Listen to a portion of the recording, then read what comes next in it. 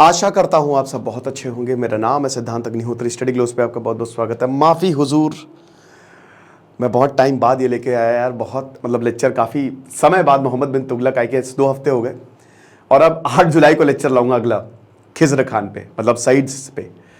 तो यार पहले तो माफ़ कर दो। उसका रीज़न ये है कि मैं बहुत ही बिजी था, बहुत ज़्यादा कोर्सेज में बिजी था और जो मेरी पेंडिंग क्लासेस थी और मीटिंग्स होती रहती है, तो थोड़ा सा बिजी था, इसलिए मुझे वक्त इतना मिल नहीं पाया। बट कोई बात नहीं, दे रहा है दुरुस्त है यार, खत्म कर दूंगा मैं, टेंशन नहीं। जुलाई में पूरी सीरीज खत्म, मेडाइवल। ओके। और भाई आ जाओ, डार्क साइकोलॉजी का जो शानदार कोर्स है, आ जाओ बेटा फटाक से।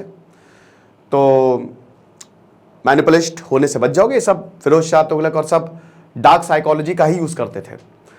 तो ये घर से ही शुरू होता है। मात्र 600 रुपए का कोर्स, लाखों का मॉड्यूल 600 रुपए में। डॉक्टर मयूरिका दास 20 जुलाई से ये क्लास लेंगी और आपको मजा आ जाएगी। ओके। और इसको आप यूज कर सकते हो अपनी सक्सेस के लिए, पॉजिटिव वे में। तो ये है भैया फिरोज शाह तुगलक। ओके।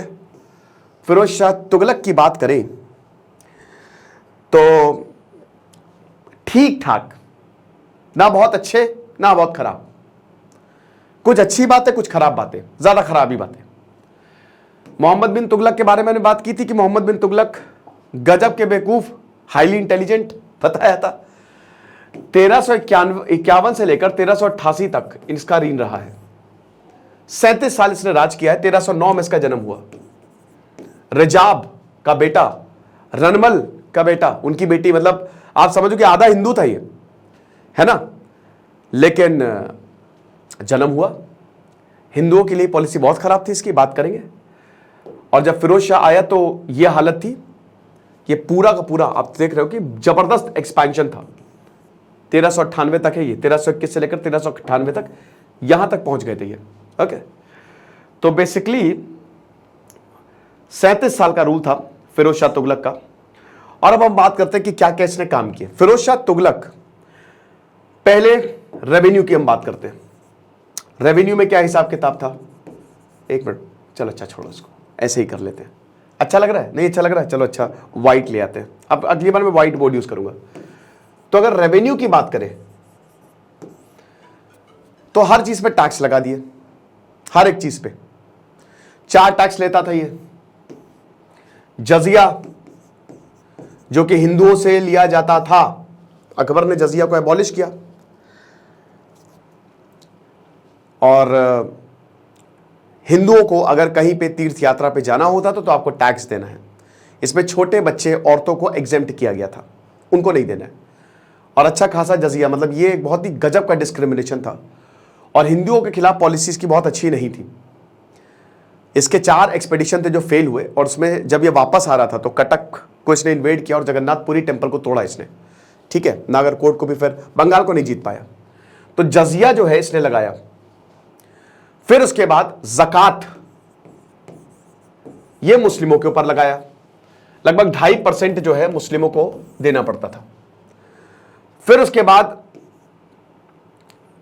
खाम्स, ठीक है, यह वाला भी टैक्स था। ओके।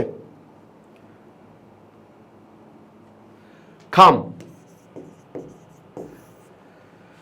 यह क्या था? वॉर बूटी। अगर सिपाही जा रहे हैं, अगल बगल के किंगडम को इन्वेड कर रहे हैं और सिपाहियों ने इन्वेड किया, तो 75% सिपाहियों का, 75%, और 25% जो है वो हम रखेंगे।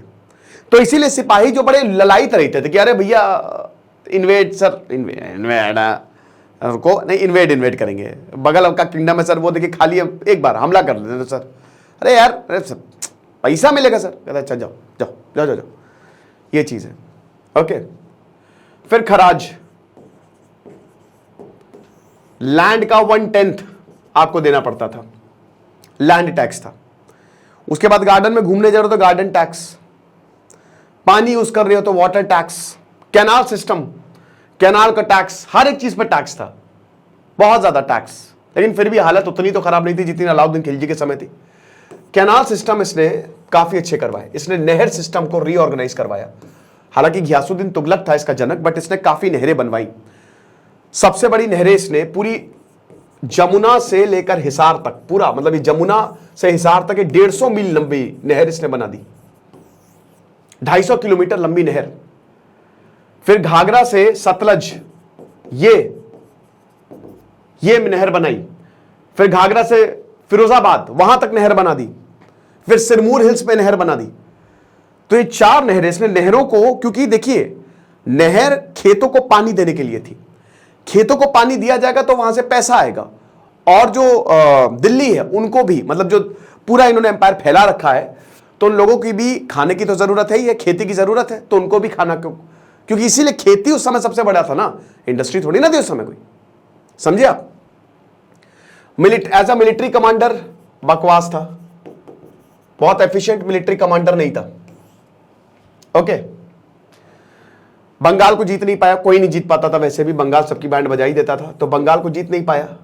1353 में बंगाल गया और रुक गया, फिर वापस आ गया, लेकिन वापस आते थे कटक में, नागरकोट में इसने बहुत तबाही मचाई।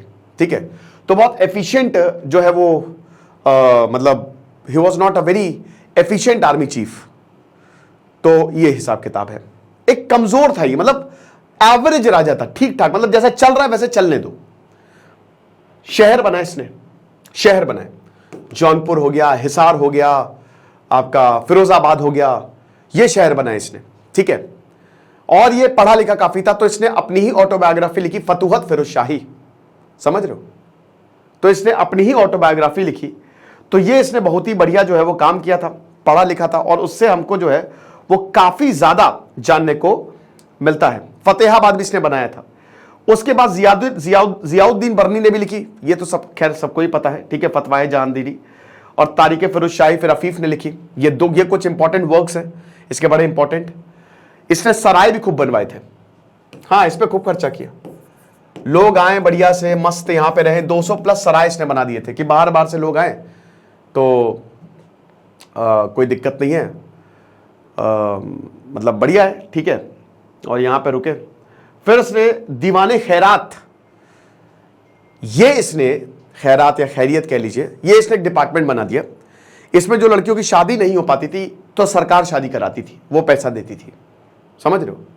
हॉस्पिटल्स इसने बनाए, दारुल शिफा, मस्त एकदम जबरदस्त तरीके से, गरीबों के लिए बहुत, क्योंकि बड़ा रिलीजियस इंसान था। इसने इतने ज्यादा उलेमाओं ने इनका ब्रेन वॉश कर रखा था, तो काफी रिलीजियस इंसान था ये, पूरा समझ लो नोबल्स और उलेमास के कंट्रोल में था। तो दारुल शिफा हॉस्पिटल थे और वहां पे फ्री इलाज होता था, मतलब आप समझ लो कि इलाज जो था वो फ्री था, और अगर इसके दर पे कोई आता था तो वो लेके ही जाता था, ये भी आप समझो। मतलब एक तरीके से ये दानी था, खूब दान देता था ये हिसाब किताब। बट आखिरी वक्त में 1388 आते आते इसने अपने मानसिक संतुलन खो दिया, और उसके बाद हम ये देखते हैं कि इसको मार दिया। तो 1388 में फिरोज शाह तुगलक फिनिश्ड, शराब बहुत पीता था, अव्वल दर्जे का शराबी, ठीक है, बहुत शराब पीता था। जब भी इनकी सेना जो है बाहर हमला करने जाती थी तो शराब टन एकदम 2 घूंट मुझे भी पिला दे शराब, ये हिसाब किताब है ना। अब 1388 में भैया इनकी मौत, उसके बाद पतन शुरू होता है तुगलक डायनेस्टी का, एक के बाद एक आए और एक के बाद एक गए। यासुद्दीन आया, नासिरुद्दीन आया, सब खत्म, कोई एफिशिएंट था ही नहीं। नोबेल्स ने बहुत लोगों को, नोबेलिटी जो है वो काफी स्ट्रांग हो गई थी यहां पे, बहुत तगड़ी हो गई थी, ठीक है। तो 1394 में फिर हम ये देखते हैं कि मोहम्मद तुगलक आया, ठीक है, उसने सत्ता संभाली और वो रहा, काफी समय तक रहा, 1413 तक रहा, लेकिन वो एक बहुत ही ज्यादा जो है बकवास, एक बेकार रूलर मोहम्मद शाह, 1412 में खेल खत्म उसका। 20 साल रहा, लेकिन क्या रहा, कुछ नहीं रहा, वो बकवास। कैसे महाराज, 1398 में तैमूर आता है, सेंट्रल एशिया को तबाह करके तैमूर आया दिल्ली में, और तैमूर ने फिर इन्वेड किया भारत को। मोहम्मद शाह भाग गया दिल्ली छोड़ के, डर के मारे भाग गया, सरेंडर कर दिया। अब इसमें हुआ क्या कि जब ये आया तैमूर तो खजाना खुला पड़ा, लूट खसोट, मतलब भारत के इतिहास में अगर सबसे ज्यादा कहीं पे कत्लेआम हुआ तो वो 1398 में हुआ। तैमूर आया ढोल बाजे के साथ, कोई था ही नहीं अपोज करने के लिए, दिल्ली में घुसा, उसके लोग घुसे, और उसके बाद झगड़ा हो गया लोगों का इनके। देखिए आया एकदम भयानक तरीके से कि कोई रोकने वाला जब नहीं है तो आप कुछ भी करो, खेल सकते हो लोगों के साथ, क्या ही कर सकते हो। तो अब जब ये आता है तो झगड़ा हो गया इसका थोड़ा बहुत इनके लोगों का, और उसने फिर दिल्ली में ऐसा कत्लेआम मचाया कि मतलब कुछ कहने को नहीं, बुरी हालत कर दी। ये हिसाब किताब था, बहुत मारा। तो तैमूर की भी इसी के ही रेन में आया था, राइट। अब चल रहा है, सब कुछ चलता ही जा रहा है। फिर उसके बाद 1412 में खत्म। दौलत खान आया, नोबेल्स ने बोला कि दौलत खान आएगा, दौलत खान को एम्परर बनाया, बट ये भी खत्म। और खिज्र खान ने अब जो है वो मोर्चा संभाला, और अब सईद्स की एंट्री होती है, ठीक है। तो ये तुगलक डायनेस्टी का अंत। लेकिन ये इंपॉर्टेंट ये है कि आखिरकार क्यों तुगलक डायनेस्टी जो है प्रॉब्लम में आई। सबसे पहले तो डिसइंटीग्रेशन हो गया, पहला रीजन डिसइंटीग्रेशन, मतलब बहुत सारे जो छोटे छोटे राज्य थे उन्होंने आजादी घोषित कर ली थी। दूसरा साउथ इंडिया, साउथ इंडिया को ये जाते थे, जीतते थे, और एग्रीमेंट ये रहता था कि एनुअल ट्रिब्यूट भेजते रहोगे, बट साउथ इंडिया हमेशा बोलता था भाग। तो अब उतनी दूर से दोबारा थोड़ी ना आप हमला करने जाओगे। और उसके बाद फिर बाहर के जो बाद के सक्सेसर्स आए, वीक सक्सेसर्स आए, उनको कुछ पड़ी ही नहीं थी। इतने वीक सक्सेसर थे कि अरे यार ठीक है अब हो गया, साउथ इंडिया ने चलो यार अब नहीं जा रहे यादवों पे अटैक करने, यार छोड़ो यार, अब पांड्या जो करना है करने दो यार, रहने दो यार, इतना पैसा हमारे लिए बहुत है। नोबिलिटी